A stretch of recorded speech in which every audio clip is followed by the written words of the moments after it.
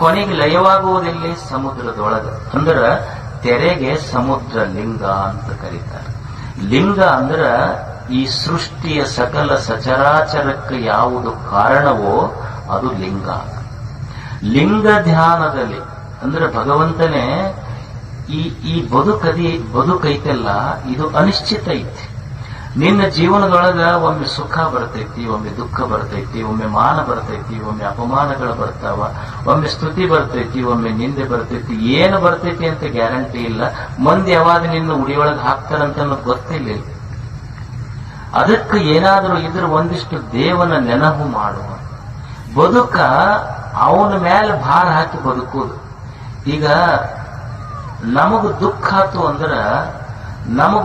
ಆತು ಅಂದ್ರ ನಮ್ಮ ಹೆಗಲ ಮೇಲೆ ನಮ್ಮ ಗದ್ದ ಇಟ್ಟು ಆಗೋದಿಲ್ಲ. ನನ್ನನ್ನು ನಾನು ತಪ್ಪಿಕೊಂಡ ಹಳ್ಳಿ ಇಲ್ಲ, ತೊಗರಿ ಕಿಮ್ಮತ್ತು ಬಂತು. ಯಾಕಂದ್ರ ನೀವು ತುಂಬಿದ ಚೀಲಕ್ಕೆ ಕಿಮ್ಮತ್ತು ಬರುವುದಿಲ್ಲ, ಚೀಲದೊಳಗೆ ಏನು ತುಂಬಿರಿ ಅನ್ನೋದ್ರ ಮೇಲೆ ಚೀಲಕ್ಕೆ ಕಿಮ್ಮತ್ತು ಬರ್ತೈತಿ.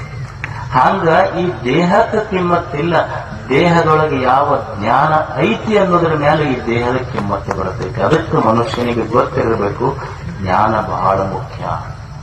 ಇದಕ್ಕೆ ನ್ಯೂರೋ ಸೈಂಟಿಸ್ಟ್ ಅಂತಾರೆ. ನ್ಯೂರೋ ಸೈಂಟಿಸ್ಟ್ ನರ ವಿಜ್ಞಾನಿಗಳು ಏನ್ ಹೇಳ್ತಾರಂದ್ರ ಇದಕ್ಕೆ ಮೆಟಾಕಾಗ್ನಿಷನ್ ಅಂತ ಕರೀತಾರೆ. ಮೆಟಾಕಾಗ್ನಿಷನ್, ಈ ಮೆಟಾಕಾಗ್ನಿಷನ್ ಅಂದ್ರ the ability to think of your own thinking. ಇದಕ್ಕೆ ಮೆಟಾಕಾಗ್ನಿಷನ್ ಅಂತ ಕರೀತಾರೆ. ಅಂದ್ರೆ the ability to think your own thinking. ನೀ ಏನೋ ಒಂದು ವಿಚಾರ ಮಾಡ್ತೀಯಲ್ಲ, ಡೋಂಟ್ ಫಾಲೋ ಇಟ್ ಬ್ಲೈಂಡ್ಲಿ. ಸುಮ್ಮನೆ ಕಣ್ಣು ಮುಚ್ಚಿ ಬಿಡಬೇಡ. ಏನು ವಿಚಾರ ಮಾಡ್ತೀಯಲ್ಲ ಸ್ವಲ್ಪ ಸರಿ ತಪ್ಪ ಒಳಿತ ಅನ್ನಬೇಕು.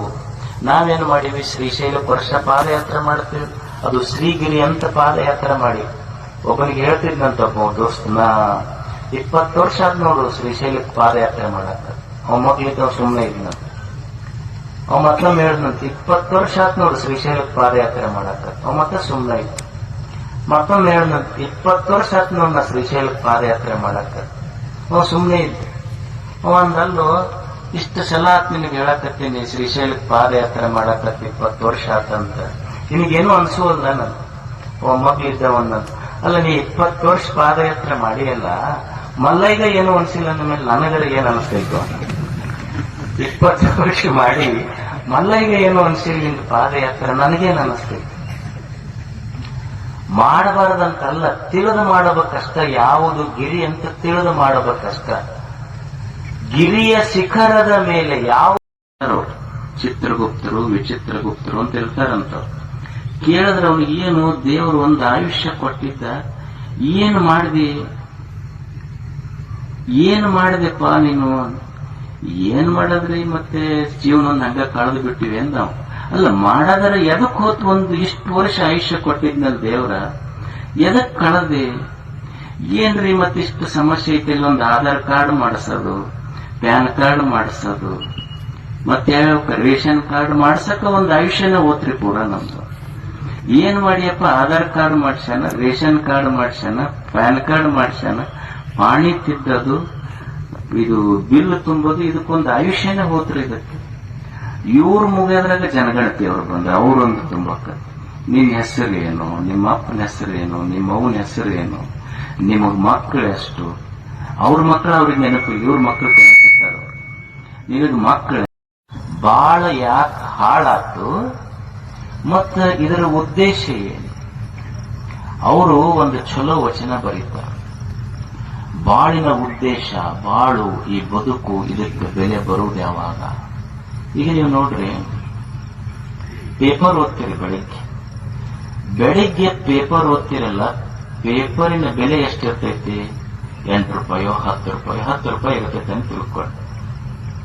ಅಂದ್ರೆ ಬೆಳಿಗ್ಗೆ ಎದ್ದಾಗ ಪೇಪರಿನ ಬೆಲೆ 10 ರೂಪಾಯಿ ಐತದೆ. ಅದೇ ನೀವು ಸಾಯಂಕಾಲ ನೋಡ್ರಿ, ಆ ಪೇಪರ್ 10 ರೂಪಾಯಿ ಕೆಜಿಗೆ ಮಾರ್ತಾರದ. ಅಲ್ಲ, ಏನು ವ್ಯತ್ಯಾಸ ಆಗಿದೆ? ಬೆಳಗ್ಗಿರುವ ಪೇಪರು ಸಹಿತ ಸಾಯಂಕಾಲ ಇದೆ. ಬೆಳಿಗ್ಗೆ ಒಂದು ಪೇಪರ್ 10 ರೂಪಾಯಿಗೆ ಮಾರಾಟ ಆಗಕತ್ತೈತಿ, ಸಾಯಂಕಾಲ ಆದ್ರೆ ಅದೇ 10 ರೂಪಾಯಿ ಕೆಜಿ ಮಾರಾಟ ಆಗಕತ್ತೈತಿ. ಪೇಪರ್ನಲ್ಲಿ ಏನೂ ಬದಲಾವಣೆ ಇಲ್ಲ. ಹಾಗಾದ್ರೆ ಬೆಲೆ ಇರುವುದು ವೀಕ್ಷಕರೇ, ಈ ವಿಡಿಯೋ ನಿಮಗೆ ಇಷ್ಟ ಆಗಿದ್ರೆ ಈ ಕೂಡಲೇ ಸಬ್ಸ್ಕ್ರೈಬ್, ಕಮೆಂಟ್, ಲೈಕ್ ಮಾಡಿ ಹೊಸ ಹೊಸ ವಿಡಿಯೋಗಳನ್ನು ಮಾಡಲು ಬೆಂಬಲವನ್ನು ನೀಡಿ.